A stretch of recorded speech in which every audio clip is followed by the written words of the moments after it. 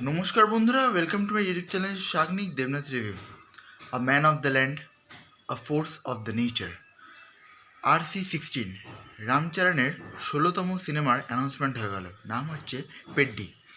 দেখো একটা জিনিস, যখন গেম চেঞ্জার রিলিজ হলো না, তারপরে একটা কেমন যেন মনে হচ্ছিলো যে রামচরণের সিনেমা করা উচিত না, কিন্তু এই পোস্টারগুলো দেখে কিন্তু একটা আশ্বাস আসছে। ঠিক আছে, নিজেকে বিশ্বাস করতে পারছি যে এবার একটা কিছু ধামাকেদার হবে। এমনকি পোস্টারগুলো থেকে কিন্তু সেটা বোঝা যাচ্ছে। প্লাস যেখানে মিত্রি মুভি মেকার্স যখন থাকে না যুক্ত, সেখানে কিন্তু মানে তুমি অবিশ্বাস কিছু করতে পারবে না। এইটা হচ্ছে মেন ফ্যাক্ট। আমরা গেম চেঞ্জারে দেখেছিলাম, ওটা অনেক মানে অন্য মানে পুরনো এরকম অনেক সিনেমা হয়ে গেছে, কিন্তু লোকে দেখতে চায়নি বলে। কিন্তু ওটিটিতে কিন্তু কাঁপাচ্ছে গেম চেঞ্জার। এই সিনেমা কিন্তু ভালো হওয়ার চান্স আছে। রঙ্গস্থলম বলে একটা সিনেমা হয়েছিল, সেটাও কিন্তু মোটামুটি হয়েছিল ভালোই। ওরকম টাইপের কিন্তু এটাও লাগছে, কিন্তু এটা একটু মানে যারা হাটকে একটু হতে চলেছে। পোস্টার দেখে বোঝা যাচ্ছে। তো দুটো পোস্টার রিলিজ করা হয়েছে।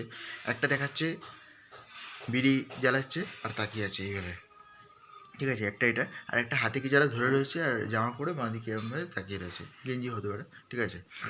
তো এটা হচ্ছে ব্যাপার। তো নিশ্চয়ই গ্রামে একটা স্টোরি দেখানো হবে, যেখানে নিশ্চয়ই কিছু ওদের যে প্রকৃতি সেটা নিয়ে হয়তো ছেড়খানি কিছু করবে, সেখান থেকেই সে কিন্তু লড়তে উঠে আসবে।